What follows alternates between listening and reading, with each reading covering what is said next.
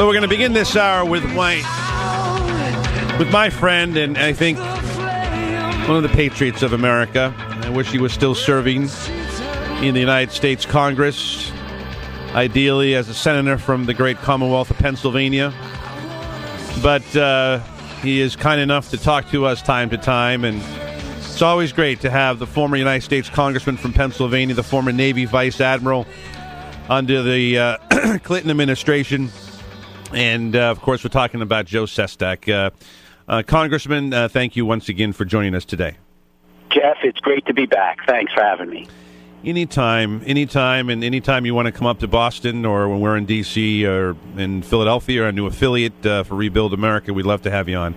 I want to talk to you about what it's like to be a soldier, what it's like to be a military person, a military husband, a military wife, son, daughter, father, mother. And I know of the service that you have given to this country, and I know that you know of how this country has changed in the years, how men and women have different roles, and how these things happen. I want to play a cut from a TV show that I like, Mad Men, and talk about how different it is today with deployments and several deployments in Vietnam compared to today in Afghanistan. Here is the cut.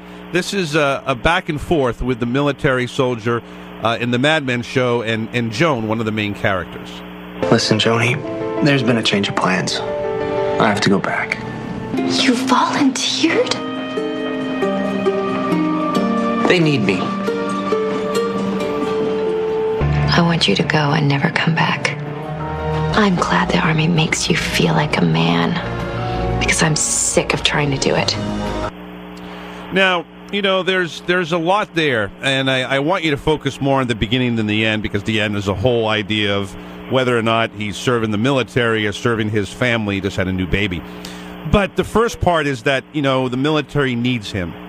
Now, in that, he was supposedly the promise was, and this I think is gone from real life, that, you know, he was going to be there for 40 days. And then they said, well, we need him more, and he's a medic. And obviously a lot of people in Vietnam in the 1966 year were, a lot of soldiers were getting injured, a lot of soldiers were getting killed. We look back today, Congressman, in Afghanistan, and we see people from Iraq, the tragedy that happened just a month ago or so with the individual went into the village and killed a number of Afghans. Tell me how we are dealing with this and what we have learned from 40 years ago. Well, I think the first thing we need to recognize is that at the beginning of that story you had me listen to, I would argue that the greatest bond that I have ever seen among men and women, that stands the greatest test of all time and eternity, is the bond that one gains from having served together in the military. It has a home in the grandest sepulcher of all, and that's the hearts of brave men and women who never forget what it's like. And when your fellow person is still out there, so many of them say, send me. I need to go back with them. And I believe that. Just this morning, about 6:30, I was talking to a vet from Vietnam who had called. He's still fighting to get Agent Orange much better recognized as an impact upon his fellow vet. And here he came back from Vietnam, and we kicked those vets to the curb. But today I would say it's different. We have welcomed them home this time. Yes. But is it adequate? It isn't. Look, these men and women are twice the citizen. They serve first as great Americans, as all of us do here at home. But then they became twice the citizen by going overseas and defending us here. But yet they come home and they have twice the suicide rate, twice the homeless rate, twice the mental challenges, post-traumatic stress disorder that the general population has. No, we're not doing enough for that. And this war is different. And I'm not quite sure we recognize that. When they came home from Vietnam, we kicked them to the curb. We don't do that anymore, but yet we also didn't recognize back then that they were suffering post-traumatic stress disorder because no one knew what it was. Today, when they come back, however, the wars are all horrific and tough and horrible at moments, but this war is so different. They go outside that wire every day for 12 to 15 months, come home for a year, go back again. Because we had a volunteer military back in Vietnam. Today, people sign up, often thinking it's a career, and they want to go back in the sense because their brethren are over there. And so they're going outside that wire every day in a combat-like situation, not knowing if that Afghani soldier next to them is going to blow himself up and take him with them. Exactly. So they come home with this challenge mentally. So my take on it is it's the same in the bond, but it's different in the type of war. And the signature issue is this mental challenge to come home, and we're still not doing enough to recognize the impact on our most precious resource, our human capital, which includes our veterans' families. You're so right. We're talking to Joe Sestak, former United States Congressman from Pennsylvania and a former Navy Vice Admiral, served in the National Security Council under President Bill Clinton. I'm frustrated because of the fact that, you know, we're sending people back again and again, and the more, you know, and I'm relying on you and others who have served. My dad was in the military, military members of throughout my family, but you know, when you go back and you see firefights and you see actions in the ground, particularly if you're in the Army or Navy, and you're on the ground, Marines, that I think that has to take a toll on an individual, and I just think that there should be some sort of limitations and say, no, we're not going to put you back into the theater, no matter how good you are of a soldier or how good you are of a fighter. We just can't do this because we're bringing back people who are half of what they were when they went to war.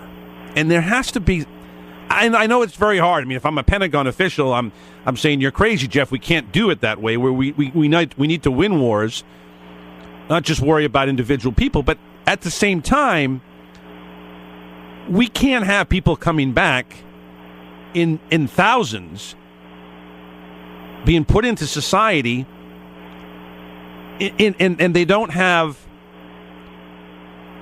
the emotional, I don't even want to call it stability, but they have seen so much. And how do they fit back into a society after seeing it again and again and again? Your thoughts? Yes, I think there's 2 points I'd like to make.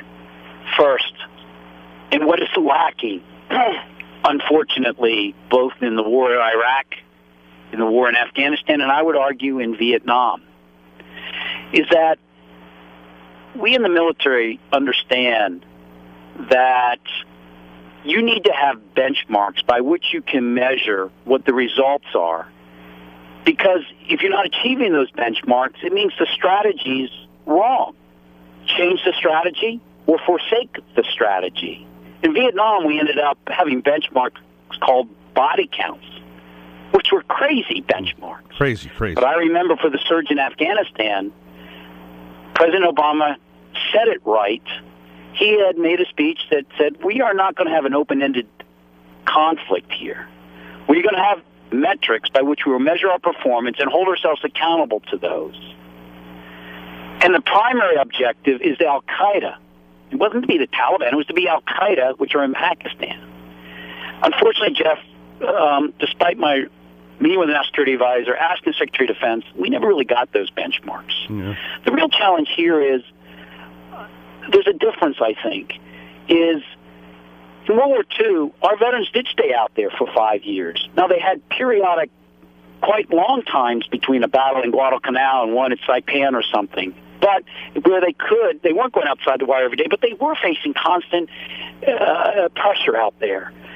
I think, though, that there was a sense, the measurements, we're going from this island to this island, and it's unconditional surrender. We have not gotten to provide our military men and women. Our society is this unremitted return and coming back producing the results we need, where we can weigh it against what you rightly bring up is the downside on our human capital as they come home. Now, the second point to make is, and without going on too long, is that in Vietnam, there are those who would argue that if we had them go back for a second tour, more like we did in Iraq, etc., the fighting quality of someone who's not a brand new recruit is so immensely better and actually more safe, not just for that individual, but his comrades. Weighing those two can only be done as how we did in Iraq or how we did in Vietnam if you have measurements by which this nation can see if our continued investment and the cost of that investment in lives, in livelihood as they come home, is worth that, and we don't have that. So to answer your question, you really do need that. But I would argue that when our vets come home, so many of them do this transition magnificently. But yes, the fact is, up to, depending upon the study, a third of them are coming home with mental challenges or PTSD, and they are fine citizens. And anyone who wouldn't want to hire them is crazy. But they also have to have multiple, that's the real cost of the war. That isn't caught in the Office of Management and Budget where they say Iraq cost $1 trillion. No, it's Harvard University at $2 to $3 trillion when you assess the cost to our human capital of the transition for post-traumatic stress disorder and other types of challenges they have. Well, I hope that more and more people like yourself, Congressman, realize what happens when we send troops and when we send troops back again, because I just think that these things aren't talked about enough, and I can tell you that I don't talk about it enough, and I think that we need to be careful.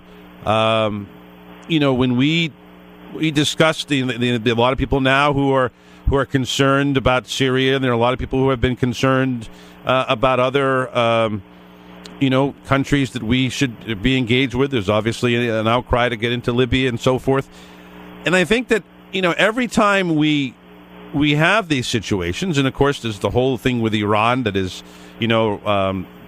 hovering around us. But every time we think of putting a military soldier on the ground, we have to really, really give it a thought of what impact this has, not only on the country that we're either occupying or we're at war with, but what happens when those people come home, and what we're doing to families in a very difficult economic time as it is. I mean, we have people, living on $12 an hour in a lot of parts of this country, where a lot of these soldiers come from. And I just think that there has to be a better way. Jeff, this point you make is way too often overlooked. Our most precious national resource are our youth. It is our American exceptionalism. It's our human capital.